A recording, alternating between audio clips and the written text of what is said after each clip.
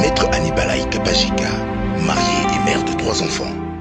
Avocate, Anibalaï Kapajika est inscrite au barreau de Kinshasa Matete depuis 2003. Anibalaï, c'est aussi une chef exécutif officier et fondatrice du cabinet Balaï et Associés, spécialisé en droit des affaires. Sur le plan caritatif, elle est coordonnatrice nationale de Cavatis Aspel depuis 2007, une organisation de droits de l'homme spécialisée dans la lutte contre les violences sexuelles où elle assiste judiciairement les victimes jusqu'à ce qu'elles obtiennent justice et réparation. Elle est également présidente nationale de l'Association des femmes diplômées des universités du Congo, affiliée au réseau international de femmes diplômées des universités. En outre, consultante experte nationale au PNUD sur le projet Next en 2005.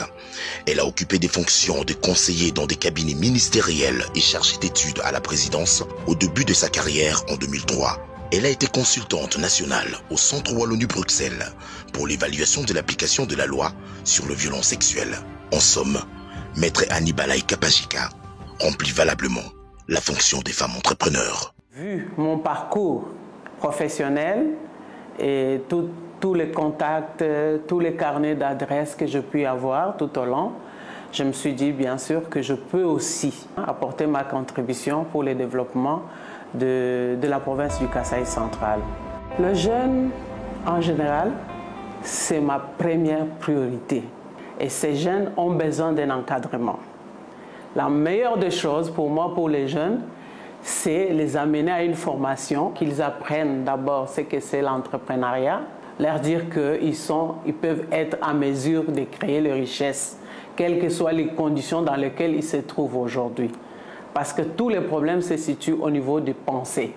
Si les pensées sont transformées, nous pensons qu'avec les jeunes, la province peut aller encore plus de l'avant. Mettre en place des mesures d'accompagnement qui puissent les amener demain ou le lendemain à devenir de nouveaux millionnaires tels que prônés par le chef de l'État, son Excellence Antoine Tshisekedi Tshilombo.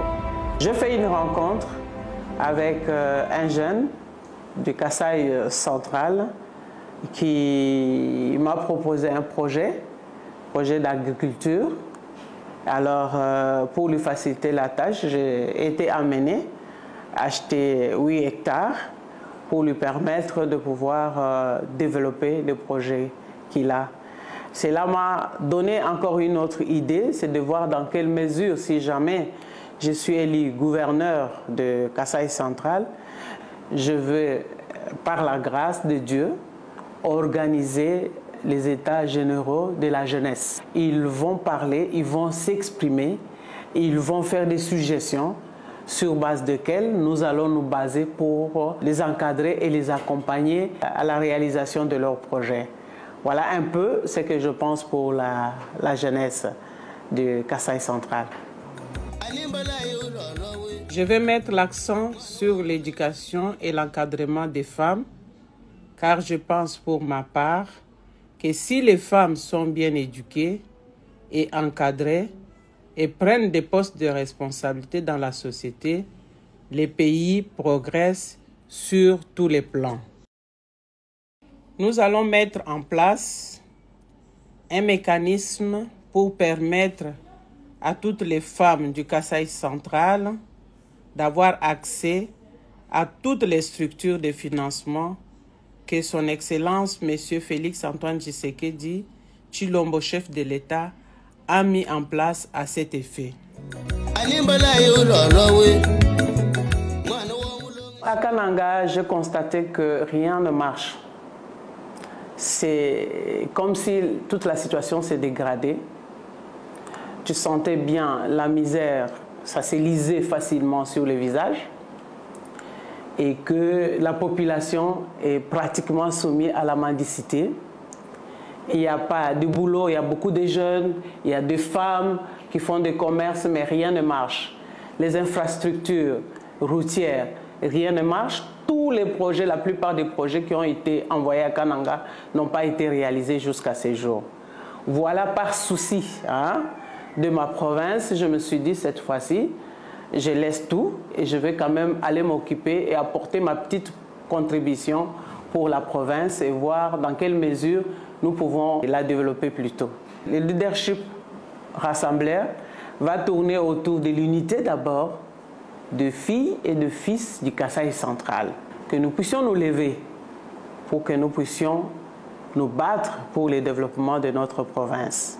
C'est en ces moments-là, lorsqu'il y a l'unité, lorsqu'il y a l'amour fraternel des populations du Kasaï central, nous pouvons en ces moments-là parler du développement.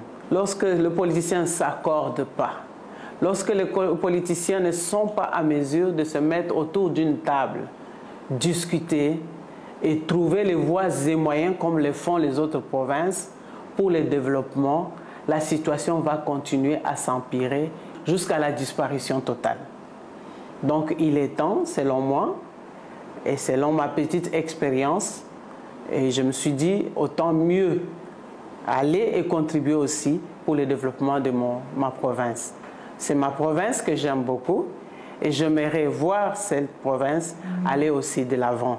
Sans cela, ça pourrait être difficile. Parce que c'est lui qui vient, par exemple, c'est un exemple que je donne, qui amène un projet, l'autre, ne voyant pas l'intérêt général de la province, va vouloir les détruire. Là, mais lorsque nous sommes dans l'unité, nous allons tous nous dire, ok, c'est un projet qui va nous amener tous à un développement et soutenons quel que soit l'endroit où nous nous trouvons. Deuxième chose, il faudrait qu'on puisse faire participer la population à ces projets-là, qu'on établisse des politiques claires du développement. Ça manque beaucoup parce qu'on peut bien venir avec un projet, mais tant que la population n'a pas compris le bien fondé du projet, ça risque de ne pas aller de l'avant.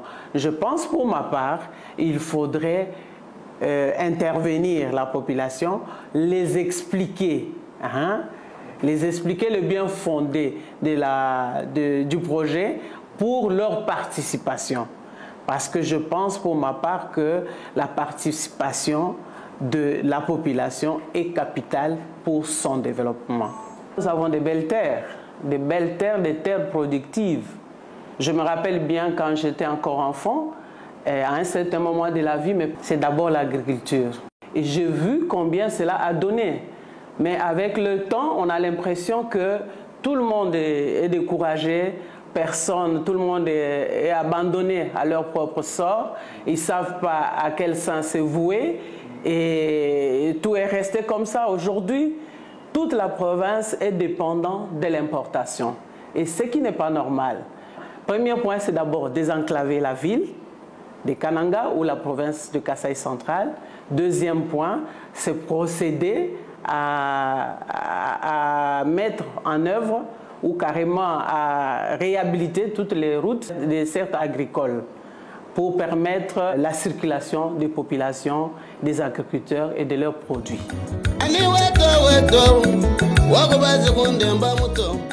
Mes ambitions ne viennent pas parce qu'il y a eu une première ministre qui a été nommée au gouvernement, d'ailleurs que je salue et je félicite. Mes ambitions sont venues bien avant qu'elle soit nommée. C'est lorsque je suis descendue pour faire ma campagne électorale que d'ailleurs j'ai entendu, ce sont les femmes qui m'ont dit « Maman Annie, nous avons besoin d'une femme au gouvernorat de la province du Kasaï central. Nous sommes fatigués des querelles des hommes, nous sommes fatigués du détournement, nous sommes fatigués de la corruption, mais nous pensons cette fois-ci qu'avec une femme, avec une mère, avec une femme élite du Kasaï central, nous pouvons arriver à développer notre province.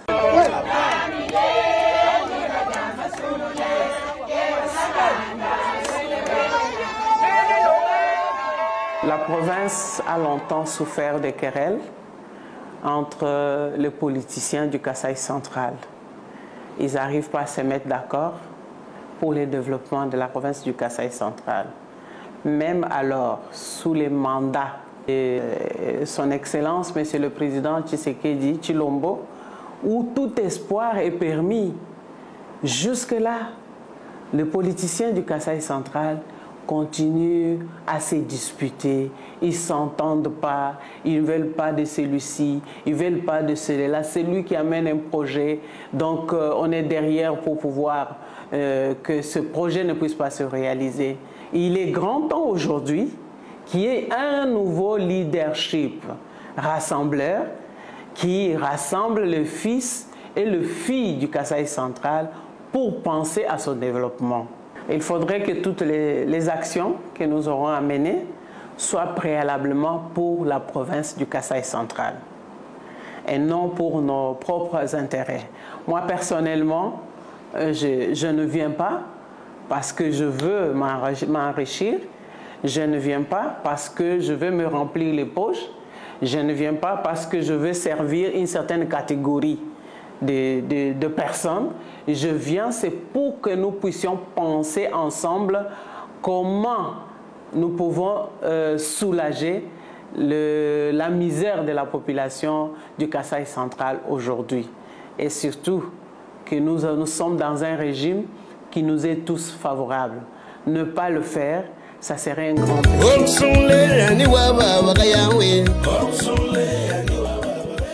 Mon programme prioritaire pour la province de Kasaï central, c'est d'abord l'agriculture. Nous allons mettre en activité tous les agriculteurs et trouver moyen de mettre à leur disposition tout ce qui est nécessaire pour développer l'agriculture au Kasaï central.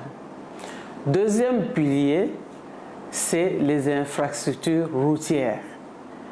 Là, nous allons penser premièrement au désenclavement de la province. Le projet Kalambambouji, qui aujourd'hui est réduit à la simple route, c'est un grand projet et un projet intégrateur de la province du Kasaï central. Si je suis élu gouverneur, je vais m'atteler à le désenclavement de la province par l'ouverture de la route Kalambambouji et en créant un port sec qui pourra générer beaucoup d'emplois, d'énormes emplois. La création du port sec va susciter de l'intérêt pour l'exploitation minière. En plus, elle va ouvrir toute la région du Kasaï vers le commerce international. Le troisième pilier, c'est l'électrification de la province du Kasaï central et la fourniture en eau potable à nos populations. Parce que nous pensons pour notre part que l'électrification, c'est un levier pour le développement.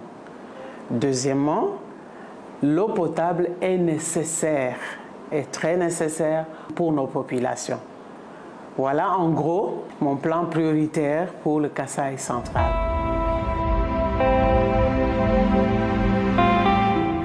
J'appelle ces jours à mes pairs, les députés provinciaux, d'aller au-delà de toute autre considération et de voter pour l'intérêt général de notre province, le Kasaï central.